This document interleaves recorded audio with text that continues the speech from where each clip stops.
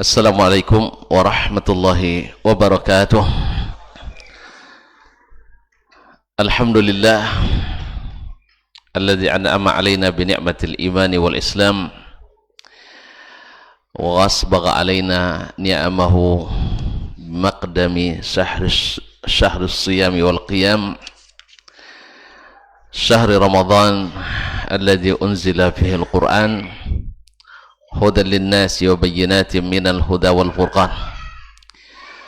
Asyhadu an la ilaha illallah wahdahu la syarika lah al-malikul allam wa asyhadu anna muhammadan abduhu wa rasuluhu sayyidul anam alaihi afdhalus salati wa atammus salam wa ala alihi wa ashabil alam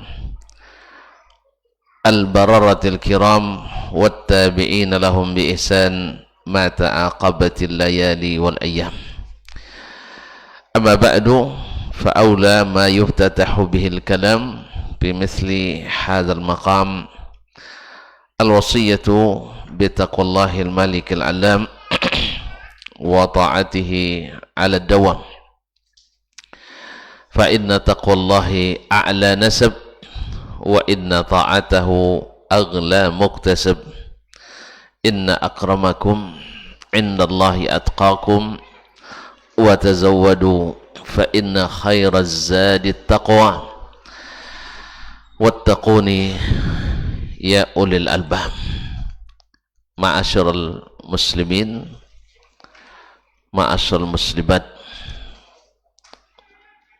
al-qa'imina wal qa'imat, al-hadirin wal hadirat, wal musyahidina wal musyahidat, jemaah salat isya dan tarawih di Masjid At-Taqwa Indosakina wal Mawaddah Pekanbaru, atau para pemirsa dimanapun berada.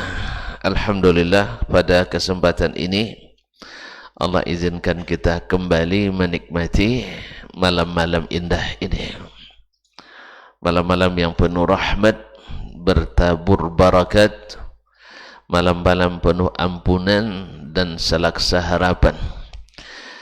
Mudah-mudahan Allah berkenan menerima amal saleh kita dan menambahnya dengan yang lebih baik, dan mengabulkan doa kita dan senantiasa berbuah baik.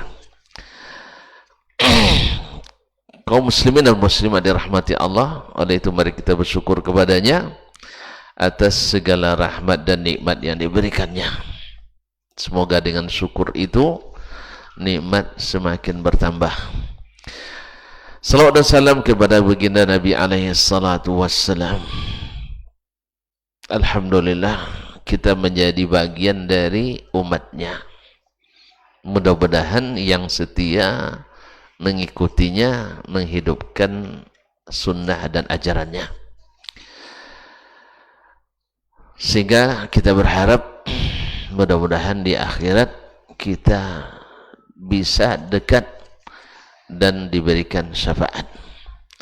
Oleh itu mari ucapkan salawat dan salam kepadanya sebanyak-banyaknya. Allahumma salli ala nabiyyina wa habibina Muhammad wa ala ahli wa sahbihi ajmain, wa ba'du.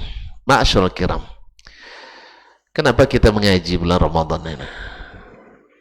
Kalau dulu as-salafus salih bila masuk bulan Ramadan menghentikan kajian, kita hari ini semakin Ramadan semakin banyak kajian. Nah, gimana itu? Hah? Kalau gitu enggak usah ngaji.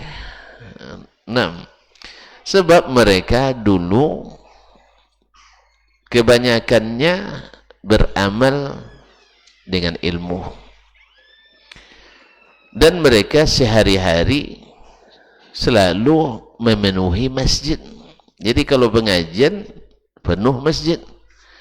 Kalau kita hari-hari selalu jarang ke masjid, sehingga di pengajian tak ada orang di masjid. Nah di bulan Ramadan alhamdulillah ramai ke masjid. Itu pun dah mulai pula juga kurang ke masjid karena dah berlalu sepertiga, dan malam ini malam ke 15. Antum mazhab yang puasanya lambat rayanya cepat. Iya, ini malam ke-17 atau 16 atau 15. Jadi tanggal 1 kita Masya Allah bisa 3 kali. Itu hebatnya umat Islam itu.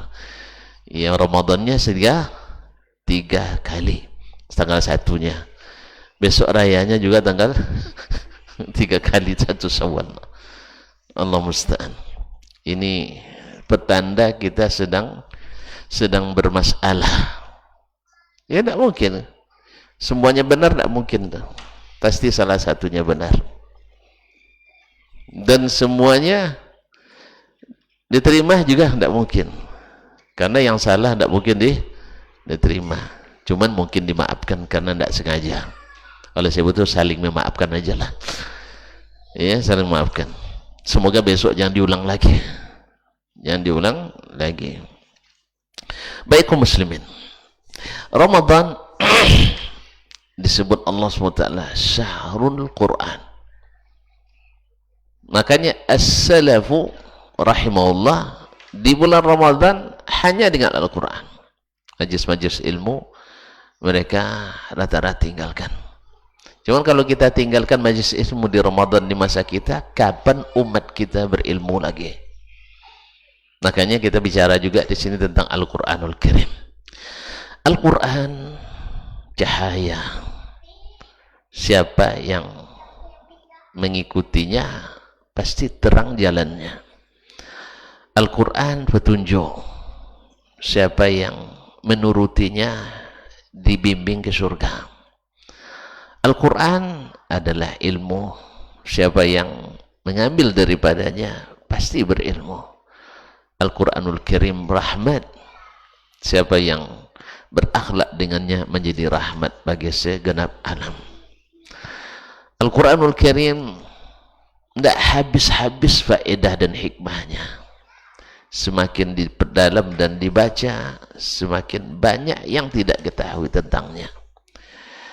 Al-Quranul Karim tak akan pernah bosan walaupun diulang selalu.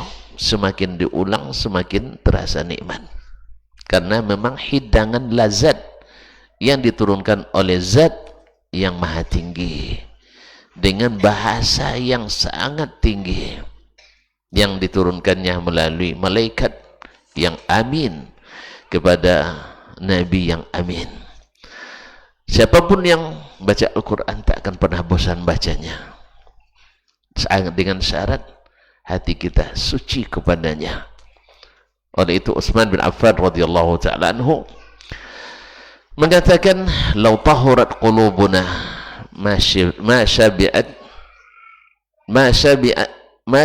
min kalamillahi azza wa jal." Andainya hati-hati kita ini bersih, tak akan bosan dari mengikuti kalam ilahi azza wa jal. Pasti kita akan tak pernah bosan membacanya, mendengarkannya, menghayatinya. Oleh sebab itu kaum muslimin sedang jemaah yang dirahmati Allah SWT, mereka tidak jarang mengkhatamkan Al-Quran di dalam salat di bulan Ramadan sekali 3 malam. Bahkan kalau kurang dari itu mereka merasa tidak berkesan. Ada sebuah masjid di masa itu di Basrah, salatnya semalam 10 juz. Besoknya sakit imam utamanya, diganti oleh pengganti. Dia kurangi khatamnya sekali 4 malam. Protes jemaah. Kenapa? Sekali 4 malam, kembalikan ke sekali 3 malam. Kira-kira gimana kita? Imam malam ini setengah halaman, besok imamnya 1/4 halaman. Itu datang ke pengurus, yang terakhir aja dipakai, yang 1/4 halaman, yang setengah itu panjang. Allah musta'an. Jadi masalah hati, lau tahurat qulubuna ma syabi'na min kalamillahi azza wa jal. Karena apa? Karena cinta itu membuat kita sering mengulang-ulang perkataan yang dicintai. Kalau tuan-tuan pernah menerima surat cinta, pernah terima surat cinta, SMS cinta, WA cinta, hah? Tidak pernah sekalipun. Ya kasihan itu. Saya kirim lah ya forward ya. Kaum muslimin dan muslimat dirahmati Allah. Itu orang yang menerima itu. Kalau dulu surat cinta, saya simpan sampai lunyai. Tahu lunyai? Tidak tahu ya. Tolong terjemahkan Ustaz No. Sampai lunyai itu surat. Saya simpan di dompet. Sebab setelah menikah, saya terpaksa tinggalkan istri dulu. Tidak lama, hanya 4 bulan. Tapi suratnya per pekan sampai. Bayangkan, pakai EMS pula, Express Mail Service. Kalau sekarang apa istilahnya itu ya? Hah? Pokoknya yang sekali 72 jam sampai. Itu membacanya hari libur, dibaca dari pagi sampai malam, diulang-ulang terus. Karena apa? Hati kita masih suci kepadanya. Belum ada nama-nama lain di dalam sini. Jelas? Masih suci kepadanya. Makanya Utsman dikatakan, andainya hati kita suci, tak puas dari kalam Rabbina. Kalau di sini itu hati kita hanya namanya terukir, pasti kita tak akan puas membaca perkataannya. Tapi kalau sudah mulai yang lain-lain, gimana? Suratnya sudah mulai tidak diinikan, tidak diperhatikan. Kadang-kadang belum selesai bacanya, datang telepon dari yang lain. Akhirnya ditinggalkan membaca dan lama pula nelpon dengan yang lain. Oleh sebab itu kaum muslimin dan muslimat, intinya bersihkan hati kepada Al-Quran, takkan puas kita dan tak bosan. Di antara generasi itu yang menjadi contoh seperti yang disebutkan oleh guru kami Syekh Abdul Razak Al-Badar rahimahullah hafizahullah taala, halus salafi ma'al Quran. Ada seorang anak muda, pemuda di zaman sahabat. Beliau dengan ayahnya hanya berjarak lebih kurang 13 tahun umurnya. Ayahnya umur 13, dia lahir. Berarti ayahnya menikah umur 12. Kita hari ini kalau nak nikah umur 12 di sidang itu, ya, dianggap pelanggaran hak asasi manusia. Subhanallah. Umur 12 menikah, umur 13 lahir anaknya. Sehingga jarak anaknya dengan dia hanya 13 tahun. Ternyata menikah cepat bikin kita hebat. Maka tercatatnya Amr bin Al-As termasuk salah satu dari 4 duhatil Arab, 4 orang Arab super cerdas dalam Islam. Tentu saja setelah Nabi SAW, karena Nabi adalah yang paling cerdas dari seluruh umat manusia, dari 10 Nabi dan Rasul. Tapi di kalangan umat Islam, orang Arab pasca Islam, setelah masuk Islam ada 4 yang super cerdas. Salah satunya adalah Amr bin Al-As radhiyallahu taala anhu. Ternyata cepat menikah bikin cerdas. Banyak menikah, hah? Sambung. Banyak menikah bikin tak cerdas. Allah sudah. Banyak menikah juga bikin cerdas. Nah, cuman sayang kita terlarang untuk menjadi orang cerdas. Sehingga kalau tidak bisa bikin orang takjub pada kecerdasan kita, terpaksa bikin bingung orang dengan kebodohan kita. Ma'asyal kiram dirahmati Allah. Ada anekdot, kalau tidak bisa bikin orang takjub dengan kecerdasan kita, bikin orang bingung dengan kebodohan kita. Nah, ma'asyal kiram dirahmati Allah.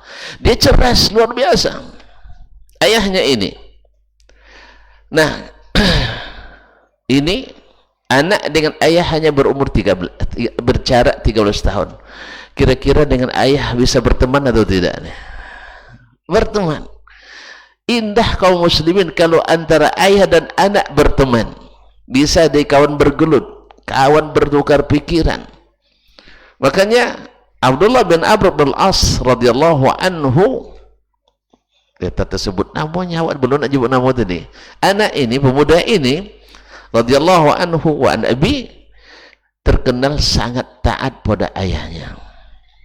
Sangat taat pada ayahnya. Dia dinikahkan oleh ayahnya dengan seorang perempuan zata nasab wa hasab, seorang perempuan bangsawan. Dan ayahnya selalu bertanya pada istri anaknya, bagaimana si fulan?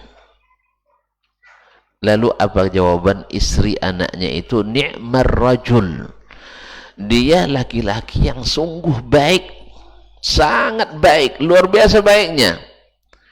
Ma fataha lana kanafan wala wati'a lana firashan munzu atait. Sejak menikah kami, dia tidak pernah mengangkat selimut dan tidak pernah naik tempat tidur. Ini bahasa orang 18 tahun ke atas. Paham?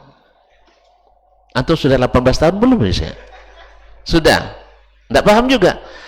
Kalau saya bikin bahasa, ya yang lain kan paham ya, yang tertawa pasti paham. Jadi tanya nanti ya kalau belum paham. Jadi sejak kami menikah, belum pernah dia mengangkat selimut dan belum pernah naik ke tempat tidur. Lalu ayahnya mengadukan itu, bertanya kepada apa yang dia lakukan. Siang puasa, malam sholat tahajud, malamnya sholat, siang puasa. Kapan mau buka selimut dan kapan mau naik tempat tidur? Mana tidak paham nanti cari aja lah ya, minta bantu terjemahannya. Akhirnya ayahnya mengadukan itu ke Rasulullah sallallahu alaihi wasallam. Dan sebelumnya ayahnya suruh, nanti dia suruh, ayahnya menyuruh dia menceraikan istrinya. Karena yang seperti ini, zawajtuka bra'atan zata hasab fa'adaltaha. Saya nikahkan kamu dengan perempuan bangsawan, lalu engkau buat dia tidak seperti tidak bersuami. Bersuami ada, tapi dikatakan bersuami tidak pernah. Nah, yang tadi. Nah. Puasa siang, malam tahajud. Karena dia khatam semalam, khatam satu kali Al-Quran. Dia salat tahajudnya.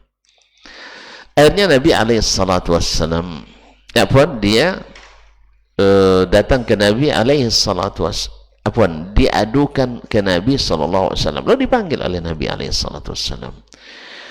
Ya fulan, inna linafsika alaika haqqa. Sesungguhnya dirimu punya hak terhadap dirimu, terhadapmu. Wa inna li ahlika alaika haqqa.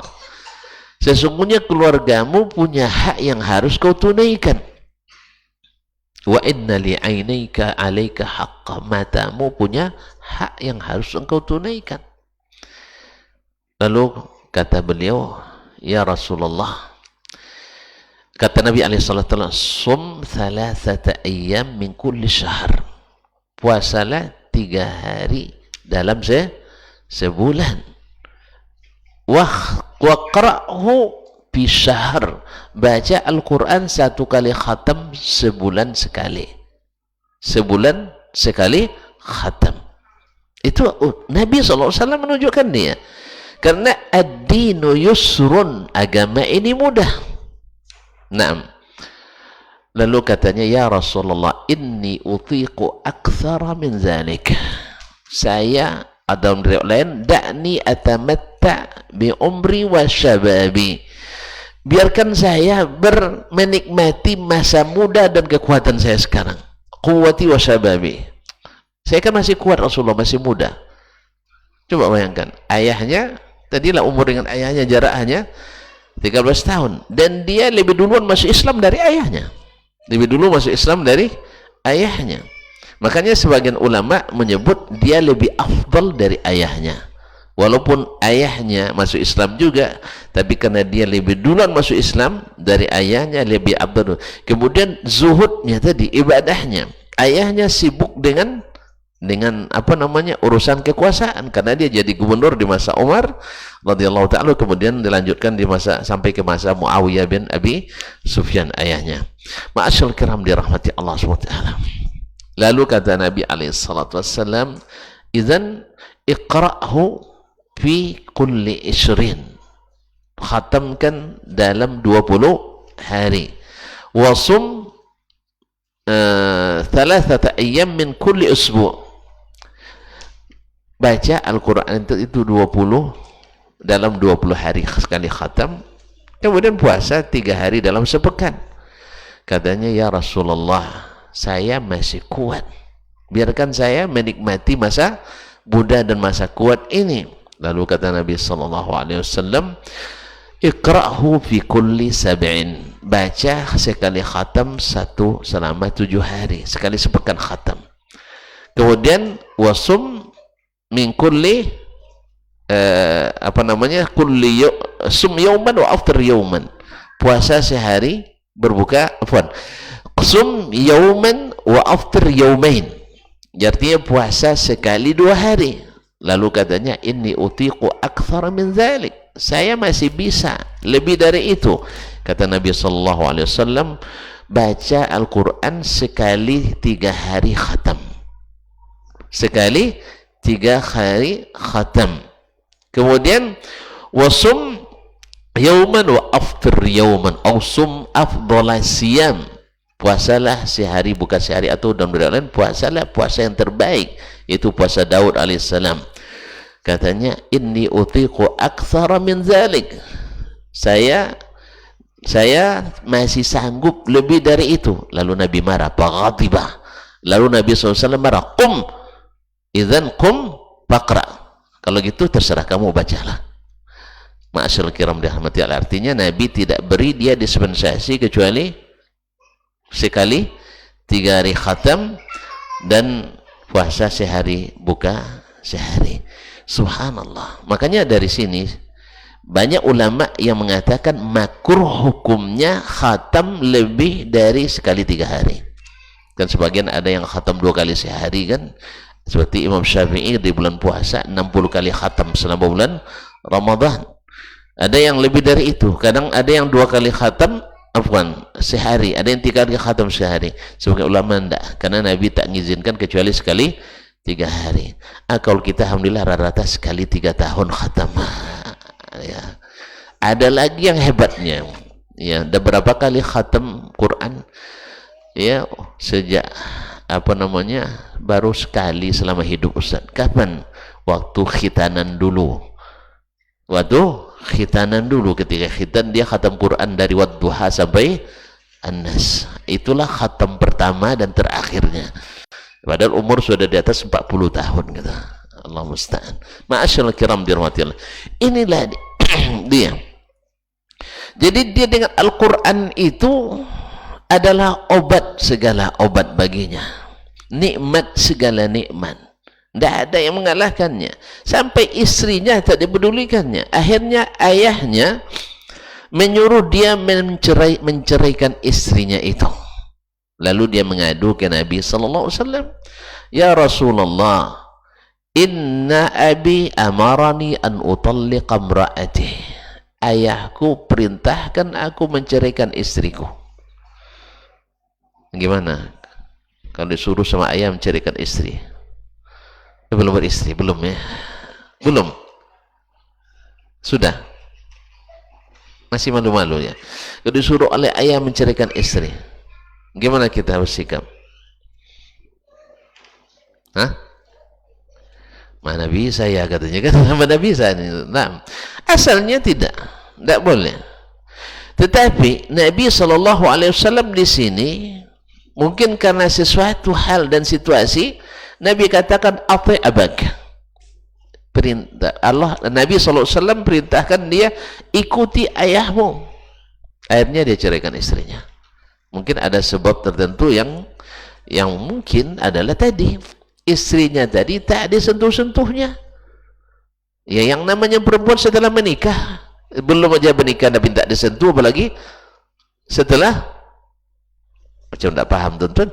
Nah, ya, belum lagi dinikahi sudah minta disentuh-sentuh dia, apalagi setelah menikah. Makanya tidak mau, akhirnya disuruh. Nah, Nabi SAW perintahkan dia untuk mengikuti saran ayahnya, ati abak, yaitu taat kepada ayahmu. Makanya kaum muslimin dan muslimat dirahmati Allah, nanti kalau ada ayah kita nyuruh kita carikan istri, tanya dulu ke Nabi alaihissalatu wassalam, gimana caranya? Baca salawat, datang Nabi ke kita. Allah musta'an. Tanya ke sunnah Nabi alaihissalatu wassalam, la ta'ata li makhluqin fi ma'siyatil khaliq. Kalau perintah ayah itu bertentangan dengan perintah Allah, tidak ada alasan syar'i untuk mentalak istri, jangan segera ditaati. Dah jelas? Nah, tapi Nabi hal itu dia ini kan. Nah, ketaatannya pada ayahnya membuat dia pun ketika terjadi fitnah perang Siffin, di mana kaum muslimin terbagi menjadi dua, pasukan Syam yang dipimpin oleh Muawiyah bin Abi Sufyan, kemudian pasukan Kufah yang dipimpin oleh Sayyiduna Ali bin Abi Thalib radhiyallahu ta'ala anhum ajma'in. Mereka sebenarnya bukan untuk berperang, tetapi untuk menegakkan yang menurut mereka yang syar'i. Yang menurut mereka yang syar'i. Syam ingin menuntut segera dieksekusi para pembunuh Utsman. Ali sebagai pemegang tampuk kepemimpinan umat Islam hari itu, dia punya pandangan lain, ijtihad lain, yaitu sebelum diselesaikan dulu pemberontakan belum bisa.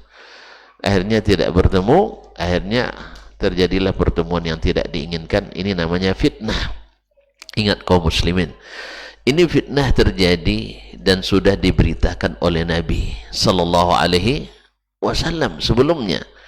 Lihat bagaimana sikapnya para sahabat, seperti yang dipesankan oleh Sayyiduna Muhammad sallallahu alaihi wasallam, bahwa fitnah itu bila datang kita harus menjauhi. Bahkan yang ini, sahabat yang ini, beliau juga sebenarnya tidak mau ikut dalam peperangan itu. Makanya dia datang ikut di pasukan Syam karena ayahnya ada di situ. Karena perintah ayahnya, dia terpaksa ikut ke medan perang. Dia tidak bawa pedang, tidak bawa panah. Dia hanya pegang bendera. Dia pegang bendera ahli Syam. Karena apa? Taat pada ayahnya. Makanya ketika terjadi setelah usai peperangan,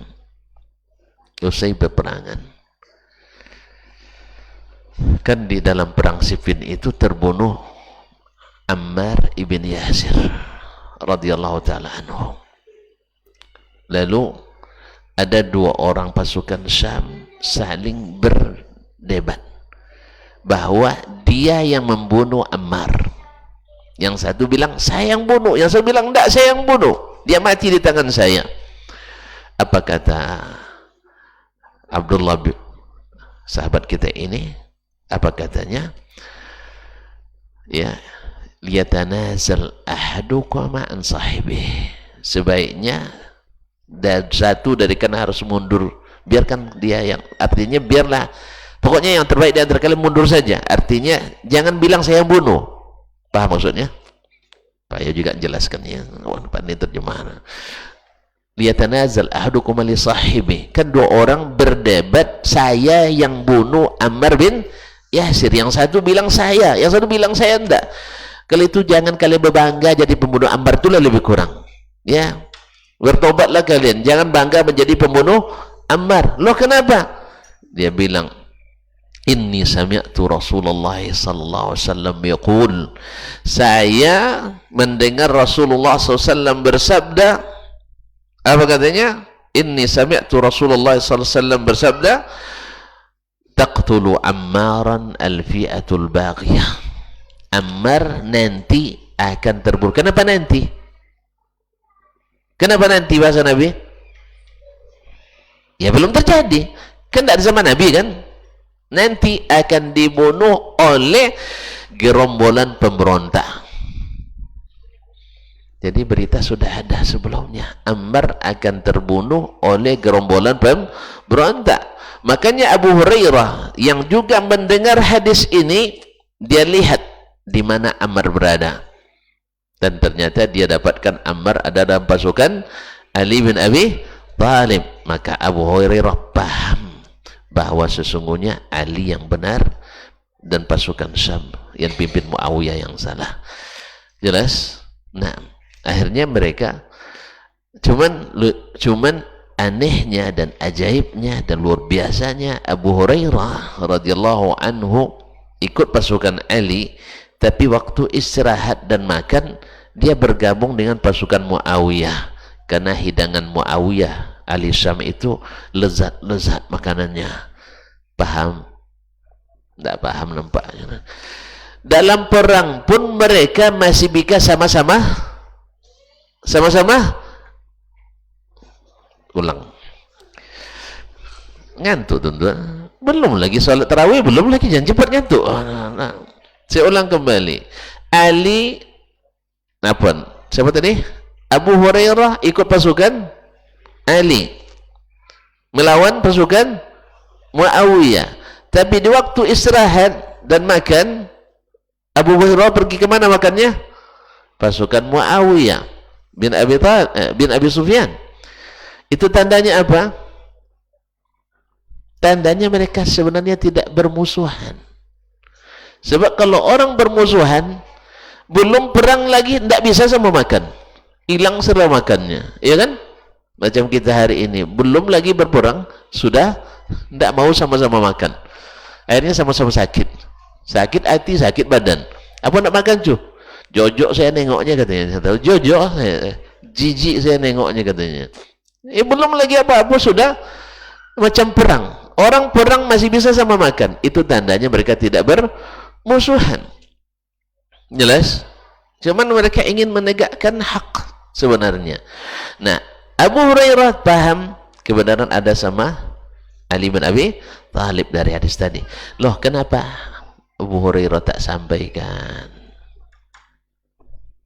Kenapa Abu Hurairah tak sampaikan? Datang ke Muawiyah sampai, kira-kira gimana? Hah? Disebutkan oleh yang hadir waktu itu Umar bin Abdul Aziz. Bukan Umar bin Aziz, orang yang hadir waktu itu saya lupa siapa namanya. Andainya waktu itu disampaikan oleh Abu Hurairah, pasti tertuduh berdusta.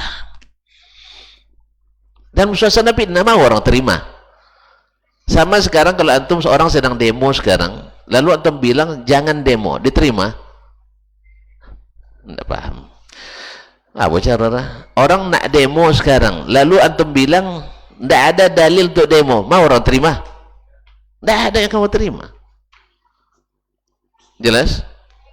Pasti antum dituduh pengecut nanti. Ada hadis yang antum sembunyikan katanya. Itu masalahnya. Tertuduh antum mengatakan orang sedang fitnah nak berperang, antum bilang nanti Muawiyah salah. Kira-kira diikat sama pasukan Muawiyah Abu Hurairah nanti. Jelas? Makanya Abu Hurairah itu orang berilmu, paham dia kapan bicara, kapan disampaikan, kapan disampaikan. Dia bilang Abu Hurairah radhiyallahu anhu, inna li Abi Hurairah kisan law fatahu laqata ahadal unuq.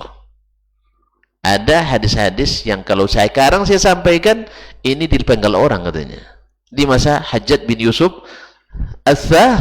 Al-Thaqafi, tidak bisa dikeluarkan hadis waktu itu. Baiklah kaum muslimin dan muslimat. Jadi dia datang ikut di Siffin itu karena ayahnya. Lalu yang berdua tadi bilang, kalau begitu kenapa anda ikut dalam perang ini? Dia bilang, lianna Rasulullah sallallahu alaihi wasallam amarani an uti'a abi. Sesungguhnya Rasul perintahkan saya untuk taat pada ayahku. Wallahi ma ramaitu fihi sahman. Wallah, di selama perang ini saya tak ada pernah melepaskan anak panah. Wala darabtu sayfan. Tak pernah pula mengayunkan pedang. Tugas saya selama ini hanya pegang bendera. Karena dia tak mau berperang. Jelas? Dia tahu itu fitnah. Ma'asyarul kiram dirahmati Allah. Di saat beliau sudah tua, tapi yang biasa diamalkan tadi sampai hari tua dan lemah pun masih amal. Tadi alasannya kan kuat kan? Kan kuat tadi alasannya. Sekarang dah lemah. Sampai waktu itu dia mengatakan, ya laitani, andainya dulu saya terima rukhsah Rasulullah SAW. Rasul kan bilang sekali sebulan cukuplah, ya kan? Saya bilang lebih kuat dari itu. Sekali 20 hari cukuplah. Tak, saya lebih cukup kuat daripada itu. Sekali 7 hari tahatam. Begitu cintanya pada Quranul Karim. Kaum muslimin muslimat dirahmati Allah. Dia bilang saya lebih bisa 3 hari sekali. Saya bisa lebih dari itu. Sehingga dia teruskan 1 kali 1 hari dan kadang-kadang sekali 3 hari antara itu. Nah, di masa tuanya, apa dulu saya tidak terima rukhsah dari Nabi sallallahu alaihi wasallam. Sekarang pertanyaannya kaum muslimin seperti yang disebutkan oleh Abu Zur'a ad-Dimashqi dalam tarikh Dimashq, dia bilang sebenarnya ini kan baca Quran khatam sekali 3 hari kan sunat kan? Kan sunat. Ya. Sunat apa wajib? Sunat. Salat tahajud dengan khatam Quran sekali 3 hari tamat itu hukumnya apa? Sunat. Puasa sehari, buka sehari, hukumnya apa? Sunat. Kenapa dia tidak tinggalkan aja? Karena sudah tua, ambil rukhsah tadi. Karena sudah tua kan rukhsah. Jangankan rukhsah mengurangi, meninggalkan aja boleh. Bukankah puasa wajib? Orang tidak sanggup boleh diganti dengan fidyah, tapi dia tidak mau meninggalkan. Kenapa? Kenapa? Hah? Dia bilang, saya tidak ingin merubah sesuatu yang telah saya janjikan dengan Rasulullah SAW. Allah. Di mana kita yang hari ini, yang ketika kita katakan ini sunnah Nabi SAW, lalu kita mengatakan itu kan cuma sunat, tidak usah dipaksakan. Tidak usah dipaksakan. Masa disamakan wajib dengan sunat? Bukan. Sebab para sahabat itu tidak ingin merubah-rubah karena mereka takut. Ya, ketika di depan tepi telaga nanti kita datang bertemu dengan Nabi, nak minum di telaga Nabi, lalu disusir kita dari situ. Pedihnya di sini kaum muslimin. Ya, awak dah masuk, kartu sudah ada di tangan. Kan ghurran muhajjalin kan, terlihat bekas wuduknya, tiba-tiba sampai di gerbang tidak boleh masuk. Gimana kira-kira? Antum tidak boleh aja masuk Monas gara-gara pakai peci haji misalnya kan? Ya, tiket sudah ada tapi tidak bisa masuk. Rasanya gimana? Hah? Atau pergi walimah tiba-tiba tertahan, tidak boleh masuk Pak, ini walimah khusus misalnya, khusus yang pakai jenggot dan yang tidak pakai jenggot tidak boleh masuk misalnya. Mana tahu kan? Kira-kira gimana perasaan? Mereka takut itu terjadi karena alasannya yang tertolak itu innaka la ta'lam ma ahdatsu ba'dak. Dan lain ma baddalu ba'dak. Engkau tidak tahu apa yang mereka ada-adakan dan mereka tukar-tukar setelahmu. Makanya dia tak berani merubah yang dia janjikan dengan Nabi sallallahu alaihi wasallam. Jadi akhirnya tetap dia cinta Al-Qur'annya itu sehingga tidak bosan membaca Al-Qur'anul Karim. Mudah-mudahan ini menjadi pendorong bagi kita. Kisah tentang beliau sangat panjang karena dia ibadahnya sampai dikatakan lebih kadang-kadang melampaui banyak sahabat yang senior-senior. Inilah siapa namanya tadi? Abdullah bin Amr ibnul As. Abdullah bin Amr ibnul As. Asli namanya As. As itu artinya uang durhaka, orang tongkol. Kenapa dibilang durhaka? Karena orang Arab dulu namanya ingin sangar-sangar. Karena dibilang durhaka, itu artinya pantang menyerah. Jadi diriwayatkan bahwasanya dia menceritakan kami sedang menguburkan seorang saudara yang gharib di Madinah. Nah, di saat itu Nabi SAW bertanya ke saya dan dua sahabat saya. Ketiga-tiganya namanya As. Orang tongkol, orang durhaka. Nah, kata Nabi SAW, Man hadha? Man anta masmuk? Saya As ya Rasulullah. As bin Amr ibn al-As. Lalu yang ini As juga bin Fulan bin Fulan. Ini As juga. Kata Nabi SAW, kullukum ibadullah. Kalian semua sekarang namanya Abdullah. Akhirnya berubah jadi Abdullah bin Amr ibn al-As as-Sahmi al-Khuzai al-Qurashi, wafat 63 Hijriah. Jadi radhiyallahu ta'ala anhu, kisah yang dapat diambil atau faedah yang diambil dari kisah beliau sangat banyak, tapi yang kita sebutkan tadi, yang pertama adalah cintanya pada Al-Quranul Karim yang membuat dia ahli ibadah, ahli wara. Prestasinya tidak tanggung-tanggung, hafiz Quran dan periwayat hadis, termasuk yang banyak berikan hadis dari Nabi SAW, karena setiap yang diucapkan Nabi dicatatnya waktu itu.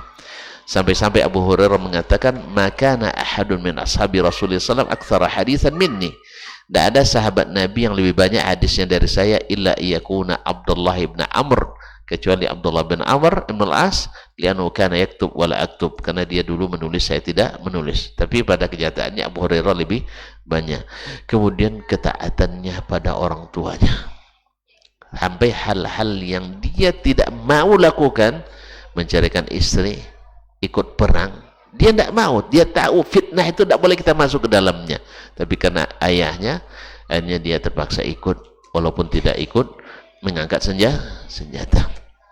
Ma'asyal kiram dirahmati Allah, benarlah kata Utsman, idza tahurat qulubuna ma syabi'na min kalami rabbina azza wajal. Bila hati kita bersih, di situ hanya Allah dan Rasulnya sallallahu alaihi wasallam, maka tidak akan bosan-bosan kita menjatah baca kalamullah dan juga membaca kalam Rasulullah SAW, dan menjadikannya sebagai pelita, sebagai pembimbing, hidayah, rahmat bagi kita, sehingga hati kita setiap membacanya semakin lapang dan berbunga-bunga. Mudah-mudahan nikmat ini Allah berikan mudah pada kita. Amin ya rabbal alamin. Inilah yang dapat diizinkan oleh waktu, mudah-mudahan bermanfaat. Wallahu ta'ala alam bisawab, wa subhanakallahumma bihamdik, asyhadu an la ilaha illa anta astaghfiruka wa atubu ilaik. Wassalamu alaikum warahmatullahi wabarakatuh.